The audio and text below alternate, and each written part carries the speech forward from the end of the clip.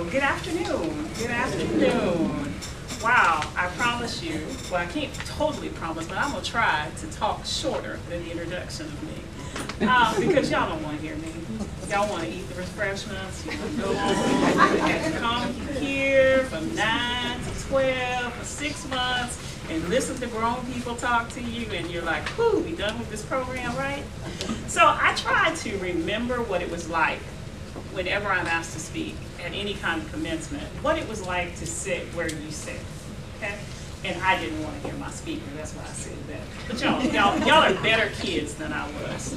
But the thing that I wish someone would have said to me, because a lot of you still have some high school left, and what I wish somebody would have said to me is not to stress. Don't sweat the small stuff. You know, so you didn't do as well as you wanted to do the first time you took the ACT, you got another opportunity, okay? So you don't get into the school of your dreams.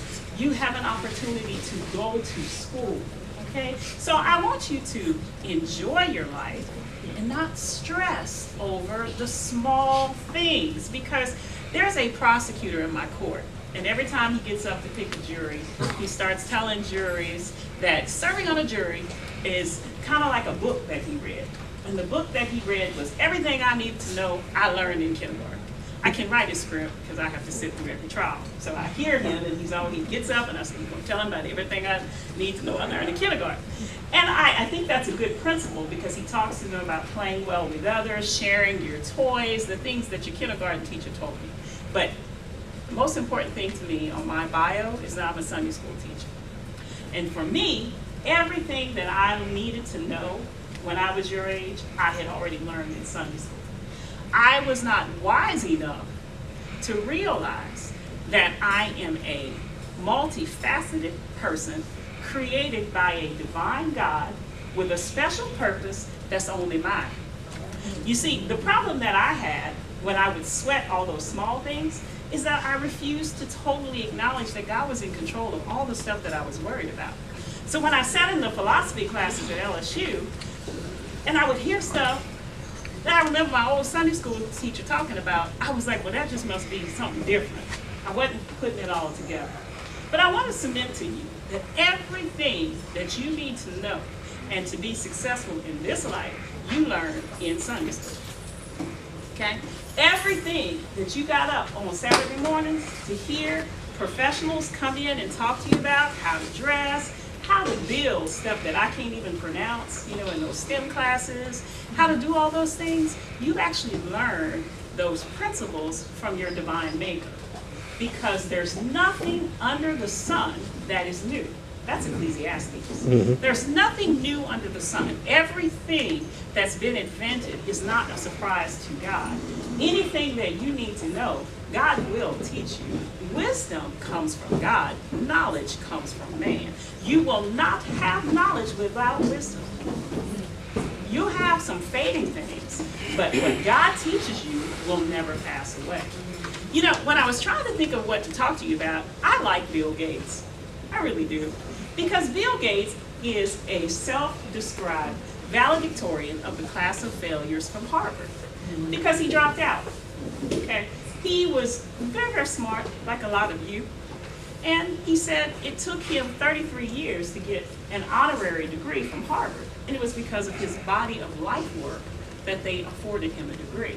But Bill Gates said with everything that he learned at Harvard, sneaking into classes that he wasn't supposed to be in because he was trying to pick up as much as he could, as quickly as he could, so he could go and earn billions. Yeah, billions.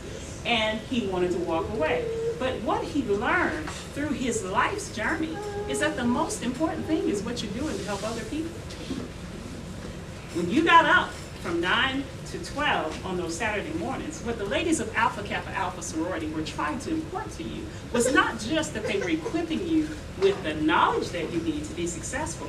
They want you to invest in other people like they've invested in you. Bill Gates went on to tell his fellow graduates at Harvard when he was being awarded that honorary degree that to whom much is given, much is expected.